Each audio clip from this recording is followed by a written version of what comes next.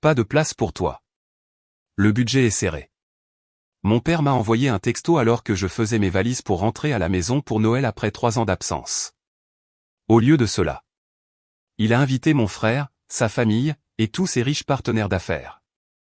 Je n'ai répondu que, d'accord. 5 jours plus tard, à l'enregistrement, le directeur s'est tenu droit et a dit, « Madame, cette villa est à vous. » Tout le monde s'est figé. Mon père n'a pas appelé, il m'a envoyé un texto pendant que je faisais mes valises pour Noël, « Pas de place pour toi, le budget est serré, après 3 ans d'absence. » C'était mon accueil à la maison. Il avait invité mon frère, il avait invité sa famille, il avait invité tous ses riches partenaires d'affaires. Il ne m'avait tout simplement pas invité. Alors j'ai répondu par un seul mot, « Très bien. » 5 jours plus tard, je me suis quand même présenté. Cette histoire est romancée et dramatisée pour les faits. Je me souviens avoir fixé ce message texte pendant longtemps. Ce n'était pas parce que j'étais surprise. Honnêtement, si j'avais été surprise, ça aurait probablement fait moins mal, mais il y a quelque chose à lire une vérité que l'on connaît déjà, à la voir épelée en exactement 12 mots sur un écran froid, qui rend impossible de continuer à faire semblant. J'étais en train de plier des pulls. C'était de beaux pulls, du genre que l'on garde pour les réunions de famille parce qu'on veut avoir l'air soigné, on veut avoir l'air d'avoir sa vie en main, même si personne dans cette maison ne vous a jamais vraiment demandé comment allait votre vie. J'avais déjà emballé les cadeaux, j'avais déjà réservé le vol, je m'étais déjà convaincu que ce Noël serait différent, me disant que 3 ans d'absence était un intervalle assez long pour que les choses changent. 3 ans, je n'étais pas rentré à la maison depuis 3 ans. Ce n'était pas parce que je ne voulais pas revenir, mais parce qu'à chaque fois que j'essayais, il y avait toujours une raison pour laquelle le moment n'était pas le bon. Quelqu'un était occupé, quelqu'un avait des projets, quelqu'un avait besoin de la chambre d'amis pour une personne jugée plus importante. Et maintenant, voici la vérité, dans mes messages, comme si elle avait toujours été là, attendant juste que je la voie enfin. Pas de place pour toi. Ce n'était pas un « nous aimerions que tu puisses venir » ou un « nous allons trouver une solution ». C'était juste une porte qui se fermait avant même que j'aie tendu la main vers la poignée. J'ai parcouru les réseaux sociaux de ma belle-sœur ce soir-là. Je n'aurais pas dû, je le savais bien, mais parfois on a besoin de voir l'image complète avant de pouvoir arrêter de trouver des excuses aux gens. C'était là, une retraite de luxe. Le genre avec des villas privées, un personnel qui se souvient de votre nom et des vues qui ressemblent à des cartes postales. Mon père avait loué de l'espace pour toute la famille élargie, les partenaires d'affaires, des gens que je n'avais même jamais rencontrés. Le budget est serré. J'ai failli rire, failli. Mon frère était identifié sur chaque photo, lui et sa femme, leurs enfants. Mes parents se tenaient à côté d'eux, comme s'ils posaient pour une couverture de magazine. La famille parfaite. La famille complète. Ils étaient complets sans moi. J'ai pensé à appeler. J'ai pensé à taper un long message détaillé expliquant à quel point cela faisait mal, à quel point c'était injuste et que je méritais mieux qu'un message texte me disant que je ne cadrais pas dans les projets de vacances de ma propre famille. J'ai pensé à demander pourquoi. Pourquoi lui et pas moi? Pourquoi était-ce toujours lui et jamais moi? Pourquoi avais-je passé toute ma vie à être celle qu'on laissait derrière pendant qu'il était celui qu'on portait en avant? Mais je n'ai rien fait de tout cela. J'ai juste tapé ce seul mot, très bien. Je l'ai fait parce que j'étais fatigué. J'étais fatigué de m'expliquer à des gens qui n'écoutaient jamais. J'étais fatigué de prouver que je méritais une place à une table qui semblait devenir de plus en plus petite chaque fois que j'essayais de m'asseoir. J'étais fatigué d'être la fille qui comprenait, celle qui ne faisait pas d'histoire, celle qui trouvait toujours un moyen de s'accommoder des miettes d'attention qu'il me jetait. J'avais été cette fille toute ma vie. La facile, celle qui n'avait pas besoin de beaucoup, celle qui pouvait dormir sur le canapé quand la chambre d'amis était prise, celle qui pouvait sauter les vacances quand il n'y avait pas assez de place dans la voiture, celle qui pouvait attendre la prochaine fois, et la prochaine fois, et la prochaine fois, jusqu'à ce que la prochaine fois n'arrive jamais. Je me souviens, à 12 ans, avoir entendu mon père me dire que les vacances en famille coûtaient cher, qu'il ne pouvait pas se permettre d'emmener tout le monde et que mon frère avait plus besoin du voyage parce qu'il était stressé par l'école. Je me souviens, à 16 ans, avoir entendu ma mère expliquer que le dîner de remise des diplômes était en petit comité, juste la famille proche, et que, d'une manière ou d'une autre, la famille proche incluait mon frère et sa petite amie, mais pas moi. Je me souviens, à 22 ans, les avoir regardés déménager mon frère dans son premier appartement pendant que je prenais le bus pour le mien, seul. Il y avait toujours une raison, il y avait toujours une explication, et on attendait toujours de moi que je comprenne. Alors j'ai compris. J'ai si bien compris que j'ai arrêté d'attendre quoi que ce soit de différent. J'ai arrêté d'espérer les appels téléphoniques qui ne venaient jamais, j'ai arrêté d'attendre les invitations qui n'étaient jamais envoyées, j'ai arrêté de croire qu'un jour ils se réveilleraient et réaliseraient qu'ils avaient 2 enfants, pas un seul. Mais ce texto, ce stupide et négligent texto de 12 mots, semblait différent. Peut-être parce que j'étais plus âgé maintenant, peut-être parce que j'avais passé 3 ans à construire une vie où je n'étais pas une pensée secondaire, peut-être parce que j'avais enfin commencé à croire que je méritais plus qu'une famille qui ne se souvenait de moi que quand elle avait besoin de quelque chose. J'ai posé le téléphone. J'ai fini de faire mes valises. Je ne les ai pas défaites. C'est la partie que je veux que vous compreniez. Je n'ai pas annulé mes projets. Je n'ai pas changé mon vol. Je n'ai pas envoyé de messages larmoyant les suppliant de reconsidérer. J'ai juste continué, exactement comme si le texto n'était jamais arrivé. J'ai agi comme si mon père ne venait pas de me dire dans les termes les plus clairs possibles que je n'étais pas désiré. Parce que voilà le problème quand on est l'enfant facile, l'enfant que l'on oublie, celle qui ne fait jamais d'histoire, à un moment donné, on se rend compte que son silence ne maintient pas la paix, il leur permet simplement de prétendre plus facilement que l'on n'existe pas. Et j'en avais fini d'être facile. Je ne savais pas exactement ce que j'allais faire une fois arrivé là-bas. Je n'avais pas de plan. Je n'avais pas de discours préparé. Je savais juste que pour la première fois de ma vie, je n'allais pas disparaître tranquillement. Je n'allais pas leur rendre la situation confortable. La veille de mon vol, je me suis assise dans mon appartement et j'ai regardé les cadeaux que j'avais emballés. Il y avait un pull pour ma mère, une montre pour mon père et des jouets pour les enfants de mon frère. J'avais passé des heures à choisir chacun d'eux. J'avais dépensé de l'argent que j'aurais probablement dû économiser. J'avais dépensé de l'énergie à penser à ce qui leur ferait plaisir, ce qui les ferait sourire, ce qui les ferait enfin me voir. Et aucun d'eux n'avait pensé à moi du tout. J'ai laissé les cadeaux sur la table de ma cuisine. Je ne les ai pas emportés avec moi. Le lendemain matin, je suis monté dans ma voiture. Je n'ai envoyé de texto à personne. Je n'ai pas appelé à l'avance. Je n'ai pas annoncé que j'arrivais. J'ai juste conduit. Alors que les kilomètres disparaissaient derrière moi, quelque chose dans ma poitrine a commencé à se détendre. Ce n'était pas de l'espoir, ni de l'excitation. C'était juste une certitude calme et stable que j'en avais fini de jouer un rôle pour lequel je n'avais même jamais auditionné. Ils pensaient que j'étais assise à la maison, seule, exclue, et acceptant ma place en dehors du portrait de famille. Ils n'avaient aucune idée que j'étais en route vers l'endroit où ils disaient ne pas avoir de place pour moi. Et ils n'avaient aucune idée que la place dont ils pensaient qu'elle n'existait pas m'attendait depuis le début. Pendant que je conduisais dans la nuit, ma famille s'installait déjà dans sa retraite. Je le sais parce que j'ai vu les photos plus tard. J'ai vu la façon dont mon père se tenait à l'entrée comme s'il possédait l'endroit. J'ai vu mon frère à côté de lui, le torse bombé et le sourire large, jouant le rôle de l'héritier présomptif. J'ai vu ma mère en arrière-plan, ajustant des fleurs qui n'avaient pas besoin d'être ajustées, s'assurant que tout avait l'air parfait pour des gens qui n'étaient même pas de la famille. La retraite était tout ce que l'on pouvait attendre d'un endroit qui s'adresse aux gens ayant plus d'argent qu'ils ne savent quoi en faire. Il y avait des villas privées dispersées sur des terrains paysagers, une maison principale avec des baies vitrées et un personnel qui se déplaçait comme des ombres, apparaissant exactement quand on en avait besoin et disparaissant dès qu'on n'en avait plus. C'était le genre d'endroit où l'on n'a jamais à demander quoi que ce soit, car quelqu'un a déjà anticipé ce que l'on veut. Mon père avait invité ses partenaires d'affaires. Il y avait des hommes en chemise repassée et des femmes en robe de créateur, tous là pour réseauter sous le prétexte de célébrer les fêtes. Ce n'était pas un Noël en famille, c'était une performance. C'était une vitrine, une chance pour mon père de parader avec son fils qui réussit devant des gens qui pourraient être utiles plus tard. Et quelque part dans toute cette planification, toute cette coordination et toute cette curation minutieuse de la liste des invités, il avait décidé qu'il n'y avait pas de place pour moi. J'ai découvert plus tard ce qui s'est passé quand quelqu'un a posé une question sur moi. L'une des partenaires, une femme que mon père essayait d'impressionner depuis des mois, avait engagé une conversation anodine autour d'un cocktail le premier soir. « Votre fille habite loin ?»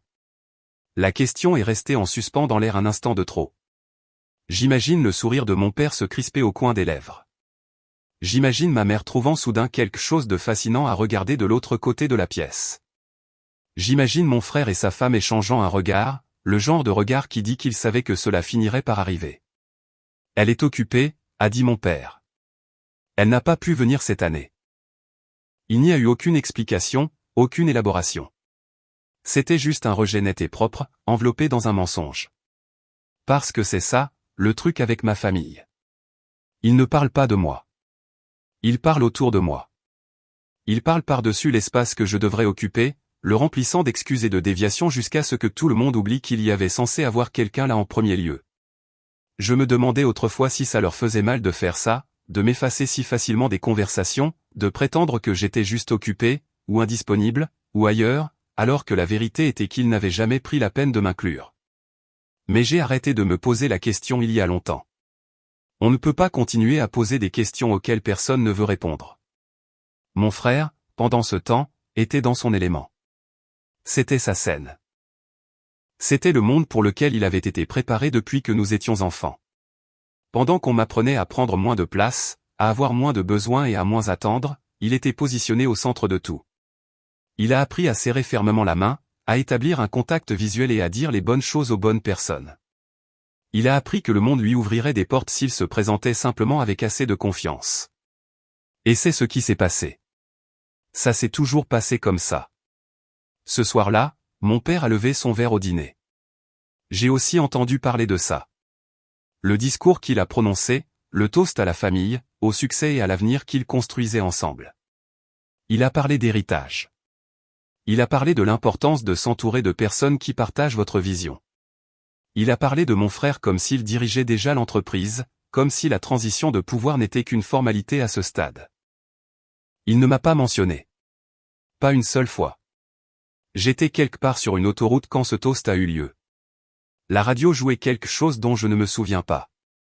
La route était sombre et vide, et j'étais seul avec mes pensées. Ce qui est exactement là où ma famille avait toujours voulu que je sois, loin, hors de vue et facile à oublier. Mais je n'allais pas rester oublié. Je me suis arrêté sur une aire de repos vers minuit. Je me suis assise dans ma voiture et j'ai regardé mon téléphone. Il n'y avait aucun message de ma famille, aucun appel pour prendre des nouvelles, aucune question sur la façon dont je passais Noël. Il y avait juste le silence. Le genre de silence avec lequel j'avais grandi, le genre qui était censé me faire sentir reconnaissante chaque fois qu'il se souvenait que j'existais. J'ai pensé à toutes les fois où j'avais essayé de gagner ma place. Les bonnes notes qui n'étaient jamais assez bonnes, les réussites qui étaient reconnues d'un signe de tête avant que la conversation ne passe aux accomplissements de mon frère, les anniversaires qui étaient éclipsés par ses nouvelles, ses promotions, ses annonces.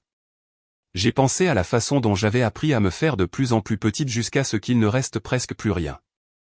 Ma mère disait que j'étais la facile. Elle le disait comme un compliment. Elle disait que je n'avais jamais eu besoin de beaucoup d'attention, que je me débrouillais toujours toute seule, comme si c'était une vertu d'être négligée, comme si je devais être fier du peu de place que je prenais dans leur vie. J'avais l'habitude de la croire. Je pensais que c'était quelque chose à quoi aspirer, que si je gardais la tête basse et mes attentes faibles, ils finiraient par remarquer à quel point j'essayais. Finalement, ils me verraient. Mais ils ne l'ont jamais fait. Ils sont juste devenus plus à l'aise avec mon absence. De retour à la retraite, ils prenaient des photos. Des photos de famille. Le genre qu'on encadre, qu'on accroche au mur et qu'on envoie avec les cartes de vœux. Tout le monde était rassemblé, souriant, ressemblant à la famille parfaite qu'ils avaient toujours prétendu être. Sauf que l'image n'était pas complète. Quelqu'un aurait dû se tenir à côté de ma mère. Quelqu'un aurait dû être au dernier rang, légèrement sur le côté, comme je l'étais toujours sur chaque photo de famille en grandissant. Mais cet espace était vide maintenant, comblé par des partenaires d'affaires, des parents éloignés et des gens qui n'étaient même pas du même sang. Et personne ne semblait le remarquer. C'est la partie qui faisait le plus mal. Ce n'était pas qu'ils m'excluaient, ce n'était pas qu'ils mentaient sur la raison de mon absence. C'était que mon absence ne laissait pas de trou visible. Ils se sont simplement réarrangés autour de l'espace où j'aurais dû être et ont continué à sourire comme si rien ne manquait. J'ai repris la route vers 1h du matin. Les routes devenaient familières maintenant, serpentant à travers des collines que je reconnaissais et passant devant des points de repère que j'avais déjà vus. Je me rapprochais d'eux, de l'endroit où ils disaient ne pas avoir de place pour moi. Ils dormaient probablement à présent, confortables dans leur villa, rêvant de toutes les relations importantes qu'ils établiraient demain. Ils planifiaient leur prochain coup dans le jeu d'échecs qu'ils avaient joué toute ma vie. Ils n'avaient aucune idée que j'arrivais. Ils n'avaient aucune idée que leur monde soigneusement construit était sur le point de devenir beaucoup plus compliqué. Et ils n'avaient aucune idée que la fille qu'ils avaient passé des décennies à négliger était sur le point d'entrer dans une pièce où elle n'était pas censée exister. Le matin de mon arrivée, la retraite battait son plein. Je le sais parce que je me suis garé un peu plus loin sur la route et j'ai observé pendant un moment. J'ai regardé le personnel se déplacer sur le domaine avec une efficacité discrète.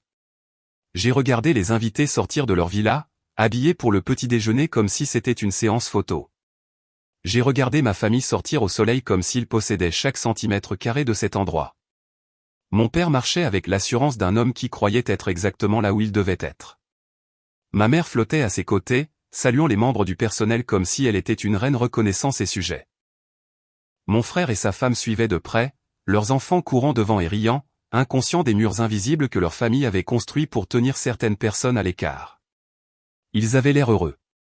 Ils avaient l'air complets. C'était comme si rien ne manquait. Je me suis assise dans ma voiture et je me suis rappelé pourquoi j'étais là. La retraite n'était pas petite. C'était le premier mensonge qui s'effondrait sans que personne n'ait besoin de le pousser. J'avais fait des recherches avant de partir. J'avais consulté le site web et lu les descriptions des villas. J'avais vu les photos des terrains s'étendant sur des hectares de paysages manucurés. Ce n'était pas une modeste réunion de vacances entassée dans des logements limités. C'était l'excès déguisé en exclusivité. Le budget est serré. J'ai failli rire à nouveau, failli. Plus tard ce matin-là, l'un des partenaires de mon père a fait une blague au petit déjeuner. Il a dit quelque chose sur le fait que l'endroit était si immense qu'on pourrait s'y perdre pendant des jours et que personne ne vous retrouverait. Le directeur, qui se tenait à proximité, a souri poliment et a mentionné qu'ils avaient encore plusieurs villas disponibles si quelqu'un souhaitait plus d'intimité. La table est devenue silencieuse un instant. Pas assez longtemps pour que quelqu'un le remette en question à voix haute, mais assez longtemps pour que le mensonge se fissure un peu plus. Mon père s'est vite ressaisi. Il le faisait toujours.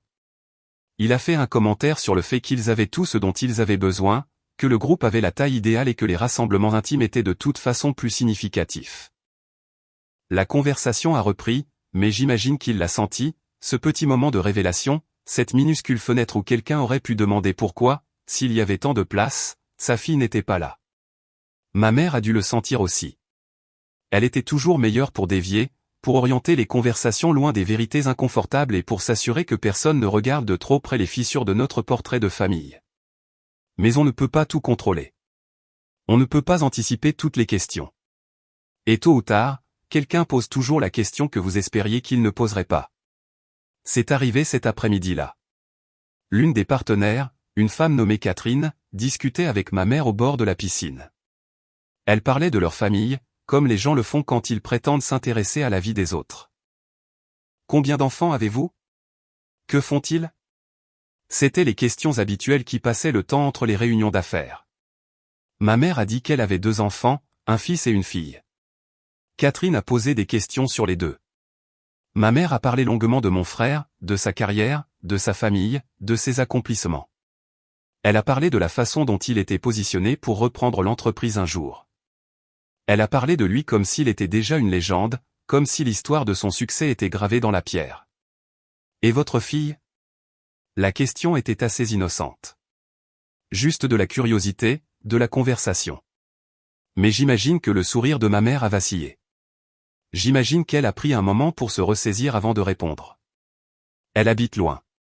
Nous ne la voyons pas aussi souvent que nous le voudrions. C'est tout ce qu'elle a dit. Il n'y a eu aucun détail, aucune histoire, aucun récit fier d'accomplissement ou d'étapes importantes. C'était juste un vague rejet et un rapide retour à mon frère. Je ne faisais pas partie de l'histoire qu'ils racontaient sur eux-mêmes.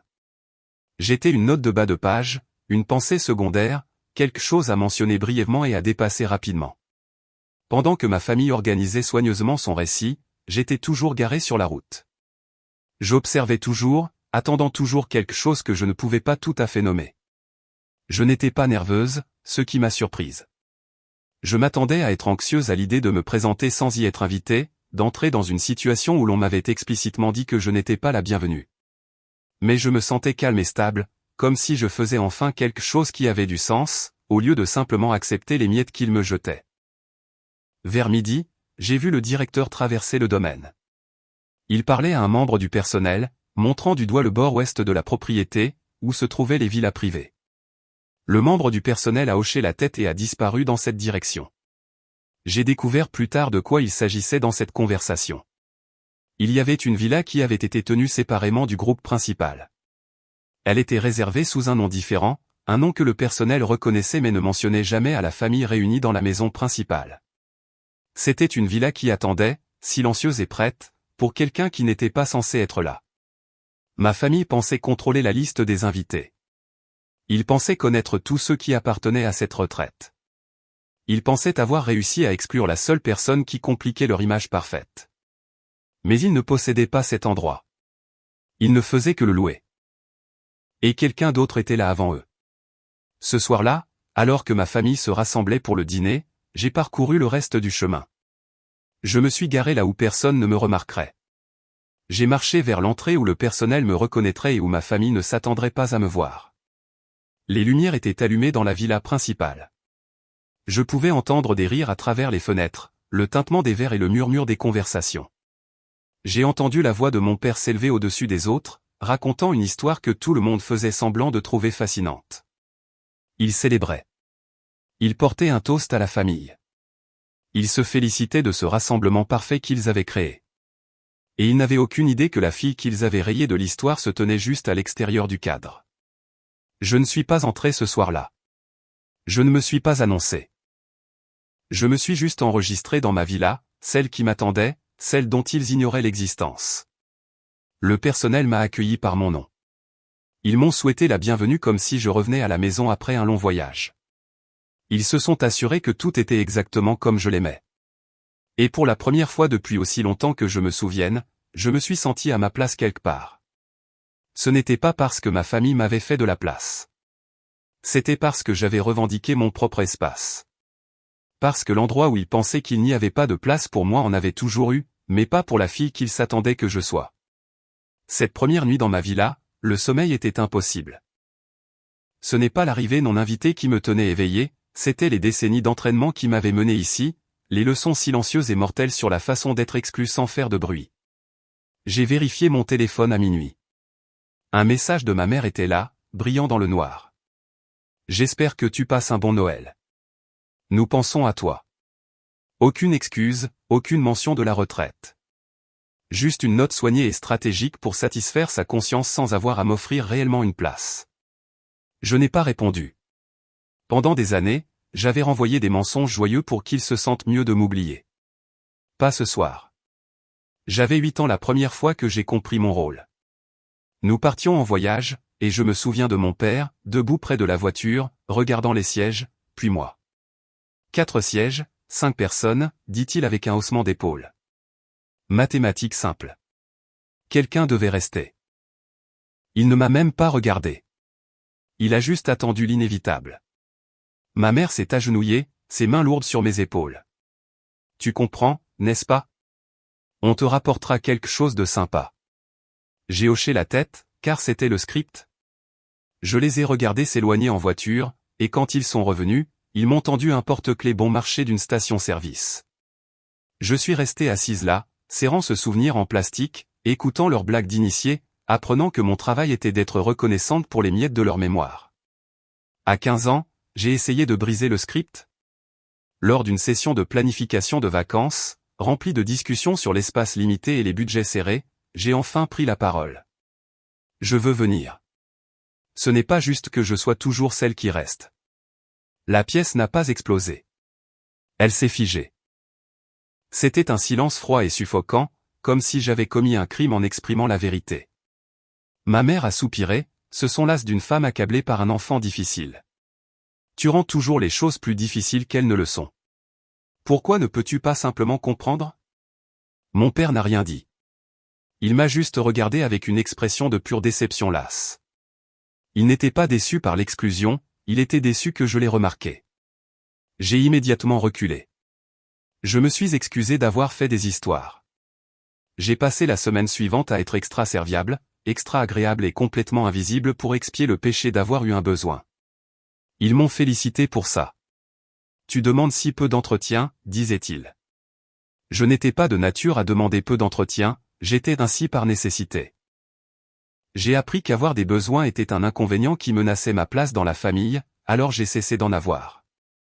J'ai cessé d'attendre des appels d'anniversaire ou des invitations pour les fêtes. Je suis devenue la fille qui pouvait être effacée avec un texto de 12 mots et qui ne répondrait que « très bien ». Je me suis assise dans mon lit, regardant le texto non répondu de ma mère. L'ancienne version de moi aurait répondu avec une douzaine de points d'exclamation pour cacher la douleur. Mais j'en avais fini d'être facile. Mon silence ne maintenait plus la paix, il les aidait simplement à prétendre que je n'existais pas. Demain, ils me verraient dans un endroit où je n'étais pas censé avoir de place. Mais ce soir, j'apprenais enfin à m'asseoir dans le silence. Le lendemain matin a commencé tôt pour moi. J'étais réveillé avant le lever du soleil, regardant la lumière remplir lentement ma villa et me préparant à ce qui allait arriver, sans savoir exactement à quoi cela ressemblerait. Au moment où je me suis dirigé vers la zone principale de la retraite, ma famille était déjà en mouvement. Je suis resté à distance, à observer. Je ne me cachais pas exactement, j'observais juste le monde qu'ils avaient construit sans moi. Mon père était dans son élément, serrant des mains et faisant les présentations. Il jouait l'hôte gracieux, même s'il n'était qu'un invité ici comme tout le monde. Il avait une façon de s'approprier n'importe quelle pièce où il entrait, de faire croire aux gens qu'il était plus important qu'il ne l'était réellement. Mon frère se tenait à ses côtés, apprenant les mêmes ficelles, la poignée de main ferme, la posture confiante et la façon de regarder quelqu'un dans les yeux pour lui donner l'impression d'être la seule personne dans la pièce, même quand on pense déjà à la conversation suivante. Le personnel se déplaçait autour d'eux avec une efficacité rodée, apportant des boissons, arrangeant les chaises et anticipant les besoins avant qu'ils ne soient exprimés. Ils étaient professionnels et neutres, offrant la même courtoisie à tout le monde. Mais j'ai remarqué quelque chose de petit. J'ai vu un appel téléphonique que l'un des membres du personnel a pris près de l'entrée. J'ai vu comment sa posture a changé, comment sa voix a baissé et comment elle a hoché la tête en disant « Oui, bien sûr, nous avons tout préparé ». Elle ne parlait pas de ma famille. Plus tard, quand l'un des partenaires de mon père a essayé de demander une table différente pour le dîner, le membre du personnel s'est excusé poliment. Cet espace est déjà réservé. Nous pouvons vous offrir cette alternative. Le partenaire a semblé surpris. Mon père a semblé encore plus surpris. Il n'avait pas l'habitude d'entendre « non » dans des endroits comme celui-ci. L'ajustement était petit, si petit que quiconque aurait regardé aurait pu le manquer. Mais je ne l'ai pas manqué. Je savais ce qui se passait. Le monde qu'il pensait tourner autour d'eux fonctionnait sur un axe entièrement différent. Mon frère a remarqué que quelque chose n'allait pas. Je pouvais le dire à la façon dont sa confiance a vacillé lorsque le personnel n'a pas sauté immédiatement à sa demande. Il était habitué à être le centre de l'attention, habitué à ce que les gens se démènent pour le mettre à l'aise. Cette subtile résistance était nouvelle. Qui utilise l'aile ouest, a demandé quelqu'un nonchalamment. Un invité régulier, a répondu le membre du personnel, rien de plus. Les yeux de mon père se sont plissés. Il n'a pas posé de questions supplémentaires, mais je pouvais le voir calculer, essayant de comprendre pourquoi l'espace qu'il pensait contrôler n'était pas tout à fait aussi contrôlable qu'il s'y attendait. J'ai traversé une autre partie de la retraite ce matin-là, loin de la foule et loin de la performance que ma famille donnait pour ses partenaires. Le personnel m'a accueilli différemment ici. Ce n'était pas seulement poli, c'était familier.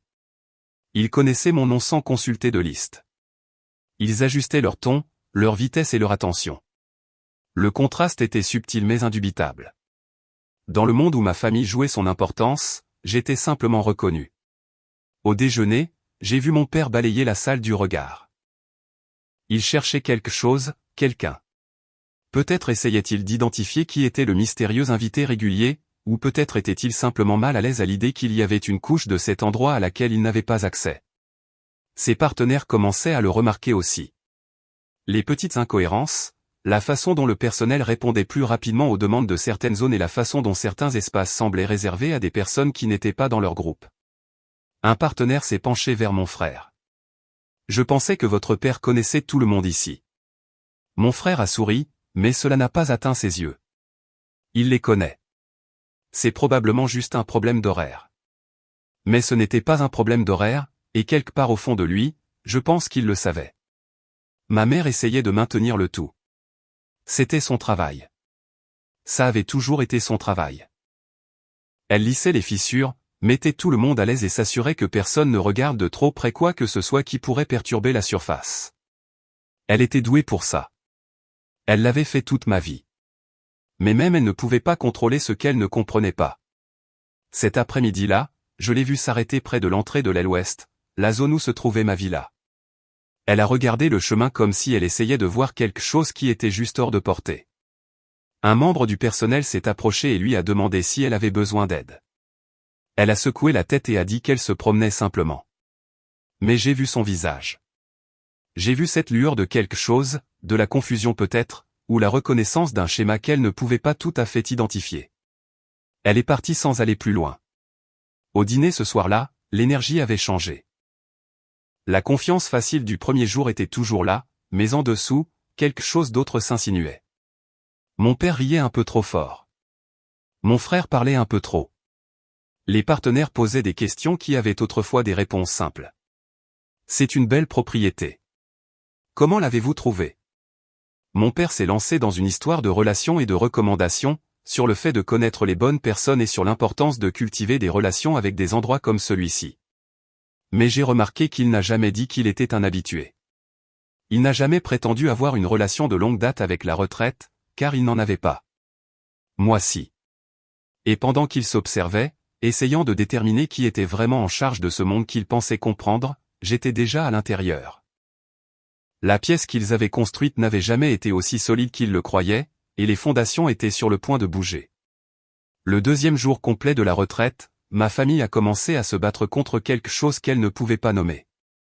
On pouvait le voir dans leur façon de se déplacer, plus vite, plus délibérée, comme s'ils essayaient de récupérer un territoire qui leur échappait. Mon père a appelé le directeur à la villa principale ce matin-là. J'ai appris cela plus tard d'un membre du personnel qui était devenu une sorte d'allié au fil des ans. Il voulait parler des arrangements. Il voulait s'assurer que tout était en ordre. Il voulait rappeler à tout le monde, y compris à lui-même, qu'il était quelqu'un qui comptait ici. Le directeur était poli et professionnel, mais complètement impassible. Y a-t-il un problème avec votre logement? Non, non, pas de problème, a dit mon père en agitant la main comme si la question était indigne de lui. Je voulais juste prendre contact pour m'assurer que notre groupe est bien pris en charge. Bien sûr. Nous prenons soin de tous nos invités. Tous nos invités. Pas votre groupe spécifiquement. Pas vous en particulier. Tout le monde était pareil. Mon père n'a pas manqué la distinction. J'imagine qu'il a souri malgré tout. J'imagine qu'il a changé de sujet en douceur et a fait semblant que la conversation s'était déroulée exactement comme il le voulait. Mais il savait. Il sentait le sol se dérober sous ses pieds. Mon frère gérait le changement avec moins de grâce. Il avait grandi en s'attendant à ce que le monde se réorganise autour de ses besoins. Quand ce n'était pas le cas, il insistait davantage. Ce matin-là, il voulait déplacer une réunion d'affaires dans un autre lieu, celui qu'il avait vu la veille, celui avec la meilleure vue et le cadre le plus impressionnant. Cet espace est réservé, lui a dit le membre du personnel. Réservé pour qui? Pour un autre invité. Je suis désolé pour le dérangement. Eh bien, pouvez-vous leur demander de changer? Le visage du membre du personnel n'a pas changé. Je m'excuse, mais nous ne pouvons pas satisfaire cette demande. Je peux imaginer l'expression de mon frère, l'éclair d'irritation qu'il n'a pas été assez rapide pour cacher. Il n'était pas habitué à cela. Il avait passé toute sa vie à se faire dire oui, à se voir offrir la meilleure option et à être placé en tête de chaque file d'attente. Il a fini par céder, faisant un commentaire sur le fait que ce n'était pas grave. Mais c'était grave. Je pouvais le dire à la façon dont il s'en est plaint à sa femme plus tard. Je pouvais le dire au ton de sa voix quand il parlait du personnel incompétent. Le personnel n'était pas incompétent. Il le traitait simplement comme tout le monde, et il ne savait pas du tout comment gérer cela. Ma mère a essayé d'aider. Elle le faisait toujours. Elle aplanissait les choses, trouvait des excuses et suggérait que peut-être la retraite était juste très occupée à cette période de l'année. Elle maintenait la conversation en mouvement et gardait l'attention de tout le monde loin des questions inconfortables qui commençaient à s'accumuler. Mais même elle n'a pas pu arrêter ce qui s'est passé ce soir-là. C'était un dîner de groupe avec tous les partenaires réunis. Mon père se préparait pour ce moment depuis des jours. Il voulait faire une annonce, quelque chose sur l'entreprise, quelque chose sur le rôle futur de mon frère, quelque chose qui cimenterait l'héritage qu'il avait construit. Avant qu'il ne puisse parler, l'une des partenaires a mentionné quelque chose qu'elle avait vu cet après-midi, une femme marchant dans l'aile privée avec le personnel la suivant à une distance respectueuse, tout le monde la traitant comme si elle était quelqu'un d'important. « Je ne savais pas que vous aviez d'autres invités de marque ici », a-t-elle dit à mon père. « Quelqu'un que nous devrions connaître. » Le sourire de mon père s'est figé. « Que voulez-vous dire ?» La femme dans l'aile ouest. Très élégante. Le personnel semblait bien la connaître. Ma mère est intervenue rapidement. « Oh, il y a toutes sortes d'invités ici. C'est une destination populaire. » Mais la question est restée. Le mystère de qui d'autre était à cette retraite, qui d'autre pourrait être plus important que le groupe que mon père avait assemblé. Quelqu'un a suggéré qu'ils essaient d'organiser une introduction. Le réseautage, après tout, était tout l'intérêt de rassemblements comme celui-ci. Mon père a accepté, mais je pouvais voir le malaise sous son enthousiasme. Il ne savait pas qui était dans l'aile ouest. Il ne contrôlait pas cette partie de l'histoire. Plus tard dans la nuit, j'ai traversé brièvement la zone commune. C'était juste pour quelques minutes, assez longtemps pour que le personnel m'accueille par mon nom, et assez longtemps pour que ma famille voie de loin que j'existais dans cet espace. Je ne me suis pas arrêté pour leur parler. Je n'ai pas établi de contact visuel. J'ai juste traversé leur monde comme si j'y appartenais, car c'était le cas. Mon frère m'a vu le premier. J'ai regardé son visage passer par la confusion, la reconnaissance et quelque chose qui ressemblait presque à de la peur. Il a attrapé le bras de notre père et a dit quelque chose que je n'ai pas pu entendre. Le temps qu'il regarde à nouveau, j'étais parti. Mais le mal était fait. Ils savaient maintenant. Quelqu'un de leur famille était à cette retraite, quelqu'un qu'ils avaient explicitement exclu, quelqu'un qui était traité comme un invité de valeur. Et ils n'avaient aucune idée de ce que cela signifiait. Le reste de la soirée a été différent, plus calme. Les rires étaient toujours là, mais plus ténus. La confiance était toujours là, mais elle semblait jouer plutôt que naturelle. L'une des partenaires a dit quelque chose alors que la nuit se terminait, quelque chose que j'ai entendu de seconde main plus tard. On dirait que nous ne sommes pas les invités les plus importants ici, après tout. Elle le disait comme une blague, mais personne n'a ri. Le matin où tout a changé ressemblait à n'importe quel autre matin à la retraite. Les invités sortaient de leur villa, le personnel se déplaçait sur le domaine, et l'odeur du petit déjeuner flottait sur les pelouses. Ma famille était rassemblée près du hall principal. Je le sais parce que je les ai observés de loin avant de m'approcher. Mon père parlait avec le directeur, faisant un geste vers quelque chose, sa voix portant ce ton d'autorité polie qu'il avait perfectionné au fil des décennies. Mon frère se tenait à côté de lui, les bras croisés, rayonnant la confiance de quelqu'un à qui on n'avait jamais dit non d'une manière qui compte. Il voulait que quelque chose soit clarifié, quelque chose à propos d'hier, du dîner ou des rumeurs qui avaient commencé à circuler parmi leurs partenaires. Le directeur écoutait patiemment. Il hochait la tête à des intervalles appropriés mais n'offrait rien qui puisse être interprété comme une excuse ou une explication. Et puis je suis entré. Je ne suis pas entré de manière dramatique, ni avec fanfare. J'ai juste franchi l'entrée au moment exact où tout le monde prêtait attention au hall. Je ne me suis pas précipité et je n'ai pas hésité. J'ai simplement traversé l'espace comme si j'avais tout à fait le droit d'être là, ce qui était le cas. Le directeur m'a vu le premier. Quelque chose a changé dans sa posture immédiatement. C'était subtil mais indubitable. Il s'est tenu un peu plus droit, son expression passant de la neutralité professionnelle à une reconnaissance sincère. « Mademoiselle Reed », a-t-il dit, et sa voix a porté clairement à travers le hall. « Bon retour parmi nous. Votre villa privée est prête, comme d'habitude. » La pièce est devenue silencieuse. Ce n'était pas le genre de silence qui se produit lorsqu'une conversation s'arrête naturellement. C'était différent. C'était le silence du monde se réorganisant en temps réel. C'était le silence de tout ce que ma famille pensait savoir devenant soudainement incertain. J'ai regardé leur visage. J'ai vu la confusion de mon père laisser place à quelque chose de plus sombre. Le calme soigneusement entretenu de ma mère se fissurait sur les bords.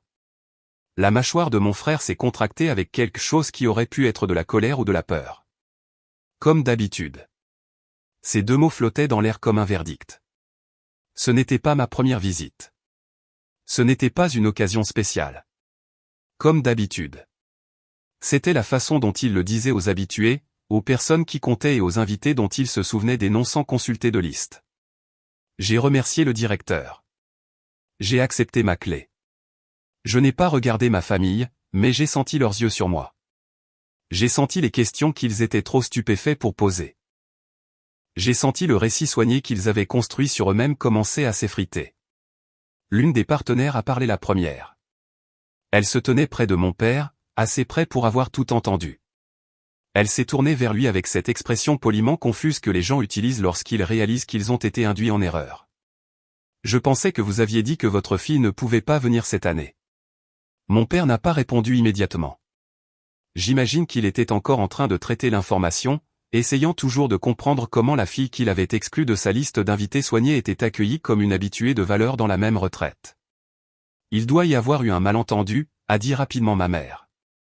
Elle était toujours plus rapide à se ressaisir que mon père, toujours meilleure pour trouver des pirouettes. Mais l'explication n'a pas atterri. On pouvait le voir sur le visage de la partenaire et sur les visages des autres personnes qui se tenaient à proximité. Ils avaient entendu, comme d'habitude. Ils avaient compris ce que cela signifiait. Mon frère a essayé de parler, de poser des questions sur ce que je faisais là, comment j'étais arrivé ou pourquoi je n'avais rien dit. Mais je m'éloignais déjà, suivant déjà le membre du personnel qui me conduisait vers ma villa. Je ne leur devais aucune explication. Je ne leur devais rien. Derrière moi, je pouvais entendre la conversation se dissoudre en fragments. La voix de mon père, tendue et vive. Les tentatives de ma mère pour rediriger. Les partenaires murmurant entre eux, révisant probablement déjà leur compréhension de la dynamique de la famille Reed. Au moment où j'ai atteint ma villa, l'histoire avait déjà commencé à se répandre. Pas par des commérages exactement, juste par l'observation. Les gens avaient vu ce qui s'était passé et les gens avaient tiré leurs propres conclusions. La fille dont ils disaient qu'elle ne pouvait pas venir n'était pas seulement là, elle était une habituée. Elle avait plus sa place ici qu'eux. Je me suis assise dans ma villa et j'ai laissé cette réalité s'installer. Je n'avais pas planifié ce moment. Je n'avais pas scénarisé ce que le directeur dirait ou comment ma famille réagirait. J'étais simplement venu et j'avais laissé la vérité parler d'elle-même. Ils avaient passé des années à me dire que je n'avais pas ma place, que je n'appartenais pas et que je ne méritais pas une place à la table. Et pendant tout ce temps, j'avais construit une table à moi. Les heures qui ont suivi mon enregistrement ont été un chaos à peine déguisé en calme. Je l'ai appris par bribes plus tard. La façon dont ma famille s'est retirée dans leur villa, la façon dont la porte s'est fermée et est restée fermée longtemps. La façon dont les rires et le réseautage qui avaient défini les premiers jours de la retraite se sont soudainement tus. Ils essayaient de comprendre ce qui s'était passé. Ils essayaient de comprendre comment j'étais arrivé là, comment je pouvais me permettre une villa privée dans un endroit comme celui-ci, et comment j'étais devenu le genre d'invité reconnu par son nom et accueilli comme une vieille amie. Mais surtout, je pense qu'ils essayaient de comprendre comment faire disparaître tout ça. C'était toujours leur approche. Chaque fois que quelque chose ne correspondait pas à l'histoire qu'ils voulaient raconter, ils trouvaient un moyen de le minimiser, de l'expliquer ou de prétendre que c'était plus petit et moins significatif que ça ne l'était réellement. Mon père m'a appelé cet après-midi-là. J'ai laissé sonner jusqu'au répondeur. Il a laissé un message soigneusement formulé mais à peine contrôlé. Nous devons parler de ça. Ta présence ici n'est pas appropriée. Rappelle-moi. Pas appropriée. C'était comme si c'était moi qui avais fait quelque chose de mal. Comme si se présenter à une retraite était en quelque sorte plus offensant que de se faire dire qu'il n'y avait pas de place pour moi dans les vacances de ma propre famille. Ma mère a texté quelque chose de plus doux et de plus stratégique. Elle a demandé si nous pouvions nous rencontrer en privé pour discuter et mieux nous comprendre. Je n'ai pas répondu à cela non plus.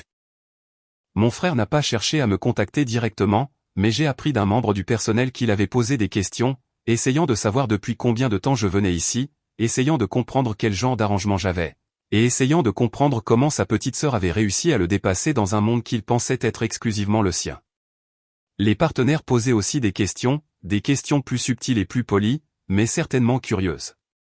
La fille dont ils avaient à peine entendu parler était soudainement la personne la plus intéressante de la retraite.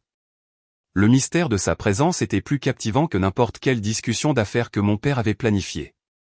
Ce soir-là, ma famille a fait sa première véritable tentative de contrôle des dégâts. Mon père a approché l'une des partenaires au dîner. J'ai observé de loin alors qu'il se penchait près d'elle, parlant à voix basse, offrant probablement une explication sur la raison de ma présence alors qu'il avait dit que je ne pouvais pas venir. Il inventait probablement une histoire de malentendu ou de changement de dernière minute. La partenaire a écouté poliment et a hoché la tête à des intervalles appropriés. Mais quand mon père a fini de parler, elle n'a pas offert l'assurance qu'il recherchait.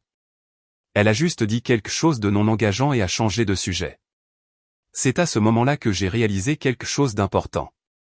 Le pouvoir de mon père ici n'était pas ce qu'il pensait être. Il était un invité, pas un hôte. Un client, pas un propriétaire. Et les personnes qu'il essayait d'impressionner étaient capables de se forger leur propre opinion. Mon frère a essayé une approche différente. Il a acculé l'un des membres du personnel et a exigé des réponses sur l'aile ouest, sur qui y séjournait, sur le type d'accès des invités, et sur la durée de cet arrangement. Le membre du personnel était poli mais ferme. Je ne peux pas discuter des arrangements des autres invités. Je m'excuse pour tout inconvénient. Mon frère a insisté. Je pouvais le voir d'où j'étais, la frustration montant dans sa posture et la façon dont sa voix devenait plus forte quand il n'obtenait pas ce qu'il voulait. Mais le membre du personnel n'a pas cédé. Elle a juste répété le même refus poli et s'est excusée. J'avais vu mon frère obtenir ce qu'il voulait toute ma vie. Je l'avais vu charmer, presser et manipuler pour surmonter chaque obstacle. Mais c'était différent. C'était un système qui ne se souciait pas de son nom, de ses relations ou de l'argent de son père. Cette nuit-là, l'un des partenaires a dit quelque chose qui a circulé dans le groupe comme une traînée de poudre.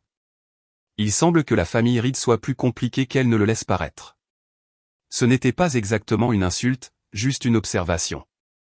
Mais dans le monde des relations d'affaires et du réseautage prudent, c'était dévastateur. Mon père avait passé des années à construire une image, se présentant comme le patriarche d'une famille unie et prospère. Maintenant, cette image avait des fissures que tout le monde pouvait voir. Je n'ai pas apprécié leur malaise. Cela m'a un peu surprise. Je m'attendais à me sentir satisfaite, peut-être même triomphante. Mais surtout, je me sentais simplement fatigué. Fatigué de faire partie d'une famille qui exigeait tant de performances, fatigué d'être le secret qu'ils essayaient de cacher, et fatigué de les regarder se démener pour protéger une illusion qui ne m'avait de toute façon jamais incluse. Mais j'ai aussi ressenti autre chose, quelque chose qui ressemblait un peu à de la liberté. Leur opinion sur moi n'était plus mon problème. Leur récit sur notre famille n'était plus ma préoccupation. Ce qu'ils se racontaient pour dormir la nuit était leur affaire, pas la mienne. Je suis retourné dans ma villa et j'ai dormi mieux que je ne l'avais fait depuis des années. Le jour après le chaos, quelque chose a changé. Pas dans ma famille. Ils tournaient toujours en rond, essayant toujours de comprendre comment reprendre le récit. Mais quelque chose a changé dans le monde qui les entourait, le monde qui avait commencé à voir les choses différemment. Cela a commencé par une invitation. L'une des partenaires, une femme nommée Diana qui avait bâti sa propre entreprise à partir de rien, m'a demandé si je voulais la rejoindre pour le petit déjeuner, juste nous deux, loin du groupe principal. J'ai dit oui. Nous nous sommes rencontrés dans un coin tranquille de la retraite, un endroit où le personnel apportait les choses sans qu'on le leur demande et où la lumière du matin entrait par les fenêtres sous le bon angle. Diana était tout ce que ma famille aurait voulu impressionner, réussi, connecté, et le genre de personne qui ouvrait des portes simplement en connaissant votre nom. Et elle voulait me parler. Je ne savais pas que les Reed avaient une fille si intéressante, a-t-elle dit. Elle n'était pas sarcastique. Elle était sincèrement curieuse. Ils n'aiment pas en faire la publicité, ai-je répondu. Je peux l'imaginer. Nous avons parlé longtemps, de mon travail, de mon parcours et des choix que j'avais faits qui m'avaient mené ici, à un endroit où j'étais reconnu comme une invitée régulière dans une retraite que ma famille pensait être exclusivement la leur. Diana n'a pas demandé d'explications sur ma relation avec mes parents. Elle n'a pas fouillé dans le drame familial qui devenait de plus en plus évident pour tout le monde. Elle m'a simplement traité comme ce que j'étais, une personne digne d'être connue, quelqu'un avec sa propre histoire, indépendante de la famille qui avait essayé de m'effacer.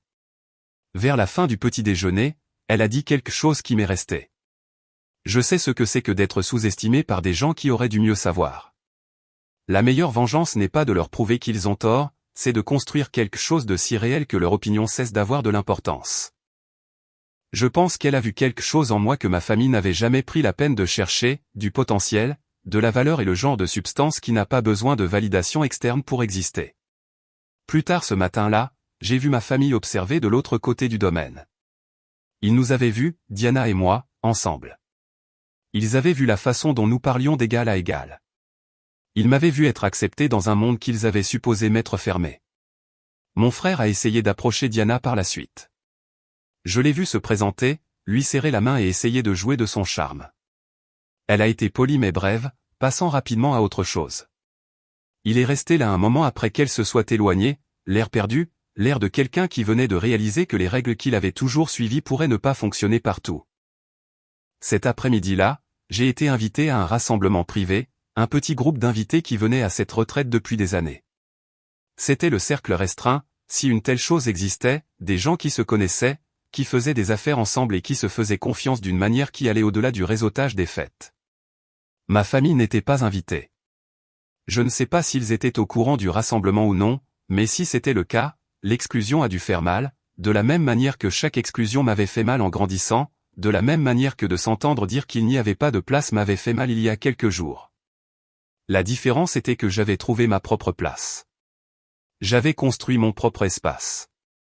J'avais gagné ma place grâce à des années de travail silencieux qu'ils n'avaient jamais pris la peine de remarquer. Ce soir-là, Diana a fait une présentation formelle. Elle a parlé au groupe de certaines de mes réalisations et a suggéré que nous pourrions trouver des opportunités de travailler ensemble. Personne n'a posé de questions sur ma famille. Personne ne semblait intéressé par les rides ou leurs drames. Ils étaient intéressés par moi, par ce que je pouvais apporter à la table, et par ce que j'avais construit par moi-même. Pour la première fois de ma vie, je n'étais pas une extension de quelqu'un d'autre. Je n'étais pas la fille de mon père ou la sœur de mon frère. J'étais juste moi-même. Quand je suis retourné à ma villa cette nuit-là, j'ai ressenti quelque chose que je n'avais pas ressenti depuis longtemps. Ce n'était pas exactement du triomphe, ni de la vengeance. C'était juste la paix.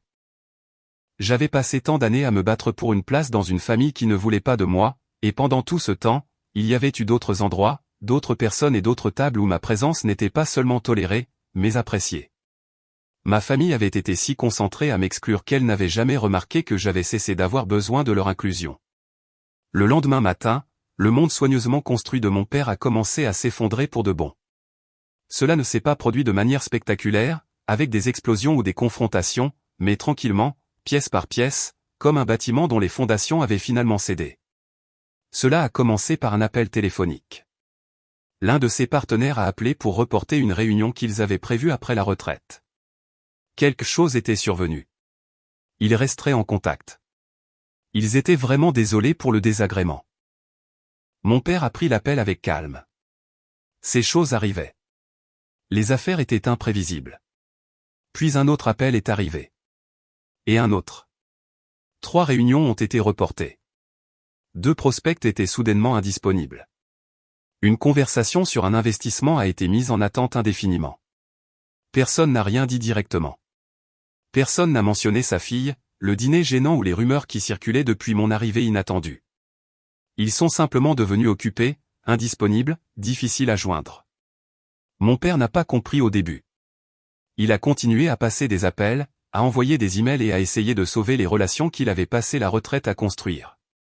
Mais les réponses sont devenues plus lentes, l'enthousiasme s'est estompé, les portes qui s'étaient ouvertes pour lui ont commencé à se fermer, une par une. Mon frère rencontrait des problèmes similaires.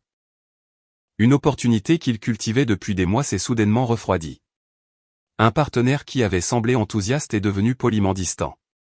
Sa femme a remarqué le changement avant lui. Je l'ai entendu lui demander ce qui n'allait pas et pourquoi tout le monde semblait si différent. Il n'avait pas de réponse. Ils ne pouvaient pas admettre ce qui devenait de plus en plus évident, le monde qu'ils avaient construit n'était pas aussi stable qu'ils le pensaient. Cet après-midi-là, ma mère a essayé de m'approcher directement. Elle m'a trouvé sur l'un des sentiers de randonnée, loin des zones de rassemblement principales. Je l'ai vue arriver et je ne me suis pas éloigné. Nous devons parler, a-t-elle dit. À propos de quoi? De tout ça. Elle a fait un geste vague, englobant la retraite, la situation et tout ce qui avait mal tourné. Ce n'est pas comme ça que les choses étaient censées se passer. Comment les choses étaient-elles censées se passer? Elle a fait une pause. Elle m'a regardé comme si elle me voyait vraiment pour la première fois depuis des années. Je ne sais pas, a-t-elle admis. Mais pas comme ça. Il y avait quelque chose de presque honnête dans ce moment, quelque chose qui aurait pu être le début d'une vraie conversation. Mais ensuite, elle a continué. Ta présence ici a rendu les choses très difficiles pour ton père. Pour nous tous. Je ne comprends pas pourquoi tu ferais ça. Et voilà. Le même schéma, la même déviation. Même maintenant, au milieu des conséquences de leur choix, elle ne pouvait voir que mes actions comme étant le problème. Je n'ai rien fait, ai-je dit. Je suis juste venu. Elle ne savait pas comment répondre à cela. Je pouvais la voir chercher un argument, une justification ou quelque chose qui ferait que ce soit de ma faute au lieu de la leur. Elle n'en a pas trouvé. Je suis parti avant qu'elle ne puisse essayer à nouveau. Ce soir-là, le coup de grâce est arrivé. L'un des partenaires que mon père était le plus désireux d'impressionner m'a approché au dîner. Elle a été gracieuse et professionnelle. Elle voulait juste se présenter correctement, dire qu'elle avait entendu de bonnes choses sur mon travail et qu'elle adorait rester en contact. Elle m'a donné sa carte, a prévu de prendre des nouvelles et m'a traité comme quelqu'un de digne d'intérêt. Et mon père a regardé toute la scène de l'autre côté de la pièce. Je ne sais pas ce qu'il a ressenti à ce moment-là, que ce soit de la colère, du regret ou quelque chose de trop compliqué à nommer. Mais je sais qu'il l'a vu. Il a vu son partenaire soigneusement cultivé choisir d'investir son attention dans la fille qu'il avait exclue. Il a vu la dynamique du pouvoir de son monde changer d'une manière qu'il ne pouvait pas contrôler. Plus tard dans la nuit, mon frère m'a confronté directement. Il m'a trouvé près de ma villa, debout dans l'obscurité, regardant les étoiles. « Qu'est-ce que tu fais ici ?» a-t-il exigé. « Quel est ton jeu ?»« Je n'ai pas de jeu. »« Alors pourquoi nous fais-tu ça ?»« Je ne vous fais rien. J'existe simplement. C'est vous qui avez décidé que mon existence était un problème. » Il voulait argumenter. Je pouvais le voir sur son visage. Mais il n'avait pas les mots. Il avait passé toute sa vie à se voir remettre les choses sans avoir à se battre pour elles. Il ne savait pas comment répondre quand quelqu'un refusait simplement de jouer le jeu. Il est parti sans rien dire d'autre. Je suis resté longtemps dans l'obscurité après cela, pensant à toutes les années que j'avais passées à essayer de gagner ma place dans cette famille, toute l'énergie que j'avais gaspillée en espérant qu'il me verrait enfin. Et maintenant, j'étais là. Vu, apprécié et respecté. Pas par eux, mais par des gens qui comptaient vraiment. Une semaine après la fin de la retraite, ma mère a appelé. J'ai laissé sonner 3 fois avant de répondre. Nous devrions parler, a-t-elle dit. Vraiment parler. Pas comme avant. De quoi voudrais-tu parler ? Elle est restée silencieuse un moment. Puis elle a dit quelque chose qui sonnait presque sincère. Je ne comprends pas ce qui s'est passé. Je ne comprends pas comment les choses ont pu si mal tourner. C'était ce qui se rapprochait le plus de la reconnaissance que quelque chose n'allait pas. Ce n'était pas une excuse, ni un aveu de faute, mais c'était au moins un aveu de confusion. Je suis resté assise avec le téléphone collé à mon oreille et j'ai réfléchi à ce que je voulais dire. Pendant des années, j'avais imaginé cette conversation, celle où j'expliquerais enfin tout, celle où j'exposerais toute la douleur, toute l'exclusion et toutes les petites façons dont il m'avait appris que je ne comptais pas. Mais maintenant que le moment était venu, je n'avais plus envie d'expliquer. J'ai dit, je ne pense pas que parler aidera. Pourquoi pas ? Parce que je finirais par te dire tout ce que vous avez fait de mal, et tu finirais par te défendre, et nous nous sentirions tous les deux plus mal qu'avant. Elle a essayé d'argumenter. Elle a dit qu'elle voulait comprendre, qu'elle était prête à écouter. Mais j'avais déjà entendu ces mots. Prête à écouter n'avait jamais signifié prête à changer. Cela signifiait simplement être prête à me laisser m'épuiser à expliquer pendant qu'elle attendait que je finisse pour que les choses puissent revenir à la normale. Je vais bien, ai-je dit. Je ne suis plus en colère. J'en ai juste fini. Fini de quoi ? Fini d'essayer de m'intégrer dans une famille qui ne m'a jamais fait de place. Le silence s'est étiré entre nous. Je pouvais entendre sa respiration. Je pouvais entendre le poids de 30 ans de choix peser sur cet appel téléphonique. Elle a essayé une dernière fois. Nous sommes toujours ta famille. Je sais, ai-je dit. C'est la partie que je ne peux pas changer. Mais je peux choisir combien d'énergie je donne à quelque chose qui n'a fait que prendre. Elle n'avait pas de réponse à cela. Plus tard dans la journée, mon père a envoyé un texto. Il était bref et professionnel. Il voulait parler de ce qui s'était passé à la retraite, voulait éclaircir les choses et s'assurer qu'il n'y avait pas de rancune. Il ne s'est pas excusé.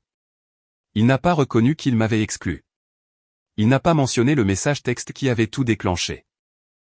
Il voulait juste gérer la situation et s'assurer que les dégâts étaient contenus. Je n'ai pas répondu. Mon frère a essayé une approche différente. Il a envoyé un long message dans notre groupe de discussion familiale, quelque chose sur le fait que les familles traversent des moments difficiles et que nous devions nous unir et aller de l'avant. C'était plein des bons mots, mais vide de toute signification réelle. Je l'ai lu, mais je n'ai pas répondu. Pendant un certain temps après cela, ils ont continué à essayer. Des messages, des appels, un email de ma mère suggérant que nous nous réunissions tous pour Pâques pour prendre un nouveau départ et laisser derrière nous ce désagrément. Chaque tentative était la même, axée sur ce qu'ils voulaient, sur le retour à la dynamique qui avait fonctionné pour eux, et sur le fait de me faire rejouer mon rôle. La fille facile, celle qui comprenait, celle qui ne faisait jamais d'histoire. Mais je n'étais plus cette fille. Peut-être que je ne l'avais jamais vraiment été. Peut-être que j'avais juste fait semblant si longtemps que j'avais oublié que c'était une performance. J'ai envoyé un dernier message, adressé à tous. Il disait ce que j'avais besoin de dire sans expliquer plus que nécessaire. Je vous souhaite à tous le meilleur, mais je ne suis pas disponible pour le genre de relation que nous avions. Si les choses changent, vraiment changent, je suis ouverte à la discussion. Mais je ne continuerai pas à mettre de l'énergie dans quelque chose qui ne me demande que de me rétrécir. Ma mère a appelé 3 fois de plus après ça. Je n'ai pas répondu. Mon père a envoyé un autre email que j'ai supprimé sans le lire. Mon frère a complètement cessé de me contacter. Et j'ai continué à vivre. C'était la partie à laquelle il ne s'attendait probablement pas. Que je continuerais simplement à avancer, à construire et à exister dans un monde qui reconnaissait ma valeur, même s'ils ne l'ont jamais fait. Certains jours, je pensais encore à eux. Je me demandais encore s'ils comprenaient ce qu'ils avaient perdu. Je sentais encore la douleur fantôme de liens familiaux qui ne s'étaient jamais tout à fait bien formés. Mais je ne suis pas retourné en arrière. Je ne suis pas retourné à leur dîner, à leur version de la normalité, ou à la table où ma chaise avait toujours été un peu trop loin du centre. J'ai construit ma propre table maintenant, et elle était pleine. 3 mois après la retraite, ma famille a tenté une dernière chose. C'est venu par une vieille amie commune, quelqu'un qui connaissait les 2 côtés de l'histoire, ou du moins qui le pensait. Elle les a contactés en leur nom, disant qu'ils voulaient que je sache qu'ils étaient désolés pour le malentendu et qu'ils espéraient que nous pourrions tous passer à autre chose. Malentendu. C'était le mot qu'ils avaient choisi. Comme si les années d'exclusion, le message texte et l'effacement délibéré de mon existence n'avaient été qu'une sorte de confusion. C'était comme si nous avions accidentellement commandé la mauvaise chose au restaurant et que nous devions maintenant la renvoyer. J'ai remercié l'ami d'avoir transmis le message. Je ne lui ai pas demandé de transmettre quoi que ce soit en retour. Quelques semaines plus tard, j'ai appris par des canaux professionnels que mon père avait des difficultés avec certains de ses partenariats. Rien de catastrophique, juste l'érosion lente de la confiance qui se produit lorsque les gens commencent à se demander si quelqu'un est aussi fiable qu'il le prétendait. Je n'ai pas causé cela. Je n'ai rien dit à personne. J'ai simplement existé, et les personnes qui avaient vu la vérité à la retraite ont tiré leurs propres conclusions. Mon frère avait aussi des difficultés. Ce n'était pas public, pas d'une manière qui ferait les gros titres ou embarrasserait la famille. Mais les portes qui s'ouvraient autrefois pour lui s'ouvraient plus lentement maintenant. Le chemin qui avait été dégagé et pavé pour lui toute sa vie avait soudainement quelques obstacles de plus. Encore une fois, je n'ai rien fait. J'ai juste arrêté d'aider. J'ai arrêté d'arrondir les angles. J'ai arrêté de leur faciliter la vie en rendant la mienne plus difficile. C'est incroyable le poids que l'on peut porter sans s'en rendre compte, jusqu'à ce qu'on le dépose enfin. J'ai pensé à appeler ma mère une fois. C'était son anniversaire. J'avais mon téléphone à la main, mon doigt planant sur son contact. Une partie de moi se souvenait encore de la femme qui me bordait le soir, qui disait qu'elle m'aimait d'une manière qui semblait réelle, avant qu'elle ne commence à sembler conditionnelle. Mais j'ai reposé le téléphone sans appeler. Ce n'était pas parce que je la punissais ou que je voulais qu'elle souffre. C'était juste parce que j'avais enfin appris que je ne pouvais pas continuer à tendre la main vers des gens qui ne prenaient la mienne que quand cela leur convenait. La vie que j'ai construite après cette retraite était calme, de la meilleure des manières. Un travail significatif, des relations authentiques et le genre de paix qui vient du fait de ne plus se battre pour une approbation que l'on n'obtiendra jamais. Parfois, les gens me posent des questions sur ma famille. Je leur dis que j'en ai une, mais que nous ne sommes pas proches. La plupart des gens comprennent ce que cela signifie sans avoir besoin de détails. Ceux qui insistent, qui veulent toute l'histoire, ont généralement leur propre dynamique familiale compliquée. Ils savent ce que c'est que d'aimer des gens qui ne savent pas tout à fait comment vous aimer en retour. Je ne déteste pas mes parents. Je ne déteste pas mon frère.